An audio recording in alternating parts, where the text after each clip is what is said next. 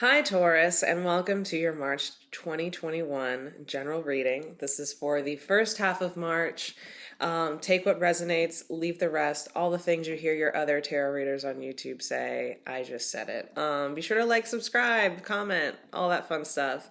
In the description box below, you'll find information about the decks that I've used, as well as how to book a one-on-one session with me, as well as a link to my new tarot course for all of you aspiring readers out there. So without further ado, let us hop into your reading, because I don't like to really talk too much outside of the information that our guides would like to share.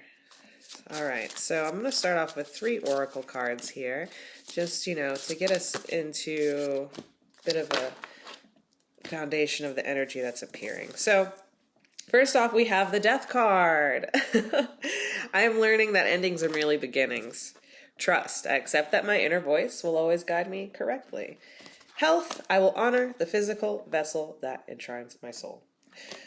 So I feel like maybe sometimes, as humans, our emotional body ends up affecting us in a very physical way, right? And so our health may go down. We may have aches and pains.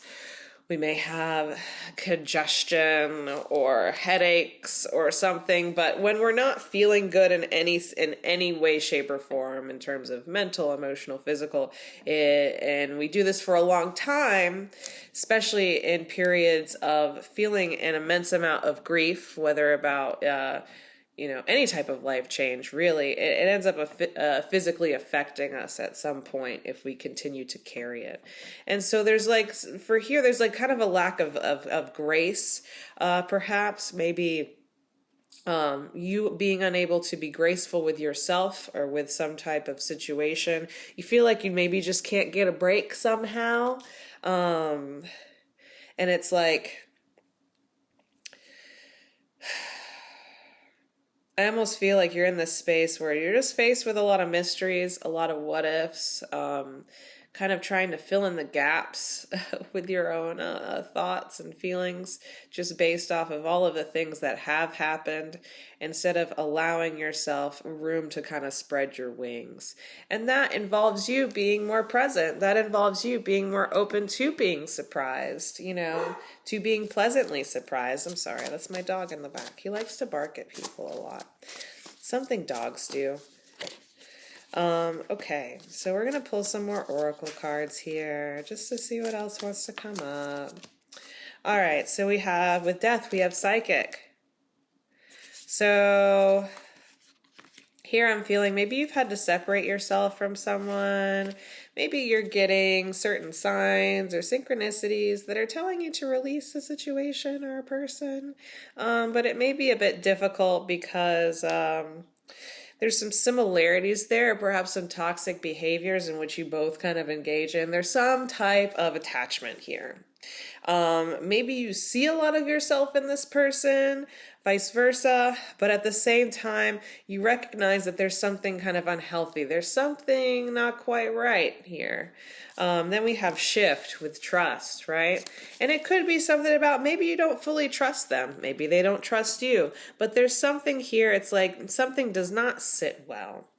And it was only a matter of time before you really sat down and thought about this. Whether or not there was actually an event that occurred that brought about or validated this little hunch you might have had. But it's there, and now it's time to make a change. And now it's time to realize that maybe you can trust yourself. Maybe you should trust yourself and not wait for the actual confirmation, because it's not always pretty. And sometimes we don't want to stick around and find out what happens. I don't want to F around and find out, right? Then we have Good Fortune with Health. So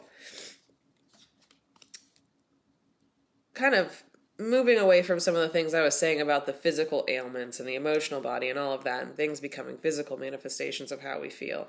Which could totally be the thing here. Maybe your idea of a person brought about this event, right? Because it was something you had called in. It is something you created. because of the way that you were feeling, the way that you were thinking. And it was like your subconscious knew that you would go down this path and therefore was perhaps warning you, right?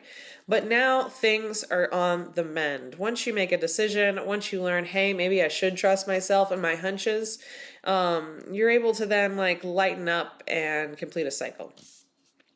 With this health and this good fortune, it's like you're able now to move on and create a new quality of energy, invite a new quality of energy into your life, right? So let's see. I'm going to pull some tarot and get a more... It's interesting with this good fortune. It's like, I also want to point out, with these first two cards here, it has to do with kind of like duality. They're like two mirror reflections, two equal, similar shapes, right? And then this good fortune, it kind of looks like a necklace, but it's also like a circle, but with a piece missing out. It looks kind of like a sweaty Pac-Man moving about, gobbling up ghosts. But what I'm really picking up on here is like, even though you may feel like there's a piece of you that's missing, maybe you did experience actual loss of somebody, and maybe it was someone that was very close to you and similar to you, but this could have also just been like a falling out of some sort too. But whatever it is, now there's space, right? Now there's space to create, to invite something in, to, there's almost like something alluring on the horizon, right? But it requires you to remain focused, in that heart energy. Being kind, recognizing kindness where it exists, where it's present, how it feels, and just an openness and receptivity, right? Because we have to be open to good fortune in order to accept it. We got to learn how to accept compliments and not just offer another compliment back. So it's kind of like, don't throw these things right back out the window as soon as you receive them. Hold on to them, hold on to the things that come in and do so in a loving and tender way. Whatever they may be, all right? Because they may not be actual things.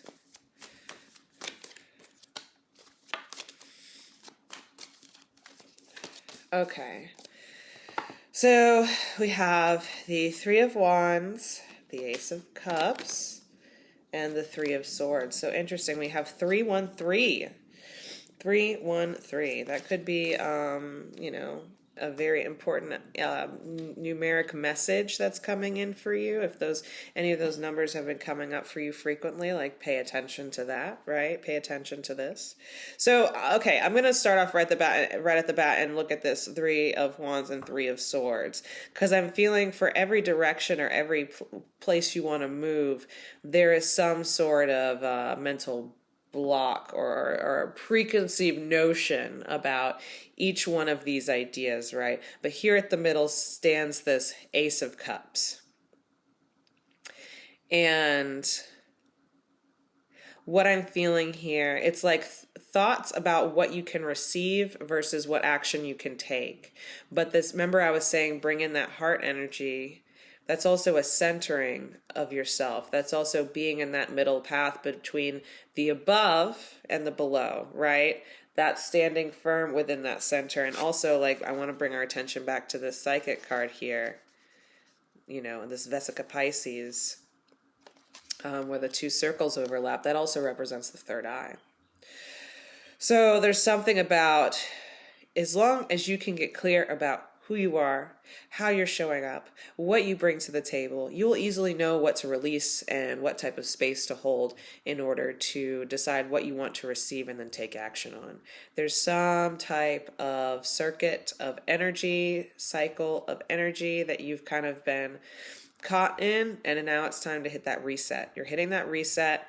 You're getting to remember, okay, what do I love? What do I enjoy doing? What's the energy that I want to feel? Can I offer this to myself? Like engaging in this kind of self-care, self-awareness. And there may be three specific things that you want to do, 3 options that are coming in for you, or 3 relationships that are present at this time that are teaching you about how you maintain and manage your energy, your input and your output. All right, let's pull some more cards.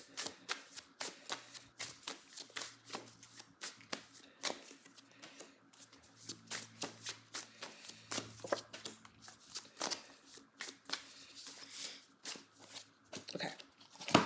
So next we have the Hierophant, the two of Wands, the 10 of Wands. So we have more wands, more movement, more action, more work, right? And it's funny because this Hierophant in this card has basically a like a pitchfork, like a 3-wand staff, kind of raking them in. It's like a rake. Also getting like Wicker Man vibes here, but I'm not going to go into that movie. But it's something about, okay, holding some type of frequency, you know, setting boundaries or recognition around what you're available to receive, and then allowing yourself to work in different ways. It's going to be a lot of hard work. You may end up feeling overwhelmed about the things that you have on your plate, about where you want to go, and overwhelming yourself in all of the things that you would have to do and to become and to act upon. And I feel like there's part of you that's like, man, I just want some support. I just want some help. But that's what inevitably I think ends up getting you caught up in these relationships that aren't really serving you, because there's a motive of, I need to be supported. I need you to come in here and support me, instead of knowing that you can, instead of figuring out ways to do it in a way that conserves your energy and brings about the results you want, of showing up, rising to the occasion. So I pulled some more cards. We have the Chariot. We have the 7 of Swords, the 7 of Crystals, as they like to call it here. We have the 6 of Wands, more wand energy, and we have the Ace of Swords, also called Ace of Crystals here. So it's like, you want to move fast. And that's where this overwhelm is coming. You have all of these brilliant ideas, but really but yeah, it's like you're paralyzing yourself, getting caught up in the details. How are you going to do it? How are you going to expand? How are you going to grow in the ways that you want to? Because it's like there's some things that you worried about and that you need to have come in to support you in the ways that you want to move, and the needs that you have now, but you're not looking at the bigger picture. There are things that you may be overlooking because of that speed, because of that need for speed. We have the 6 of Wands, and part of it is because you don't trust yourself, you don't trust the process, you don't trust Source to deliver what you need, because you've constantly felt like you've been and toward the close to the finish line, but like not quite there. It's like something happens, like you twist your ankle or something, and you kind of have to like hobble. It's like, man, when will this race end? It ends when you start walking. It ends when you stop racing, right? And start. And then you start pacing. I don't know. I'm just being silly. But then we have this Ace of Crystals, which is like getting clear, cutting the attachments. It's like the sword and the stone. You're able to pull the sword out of the stone because you've been acting like the rock, hardened, immovable, solid. That's how you've realized your existence to be, right? So this clarity is coming in to assist you, to help you, simplifying, maintaining your energy. Perhaps choosing that one sword instead of juggling the 3. Underneath we have the Page of Wands, allowing yourself to play and discover new ways to move through life, to make a sustainable lifestyle for yourself in order to not feel so bogged down, so hard, and so rocky.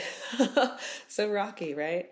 A lot of swords energy, so a lot of communication, and maybe refining the ways in which you communicate, what information you put out there, what information you receive. Perhaps you try to seek information to validate your experience or to make yourself appear worthy, even though you already are. So anyways, that's what I have for you. Thank you so much. Until next time.